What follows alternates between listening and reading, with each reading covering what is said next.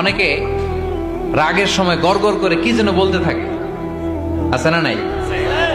রাগে গড়গড় করতে থাকে আর কি যেন বলতে থাকে।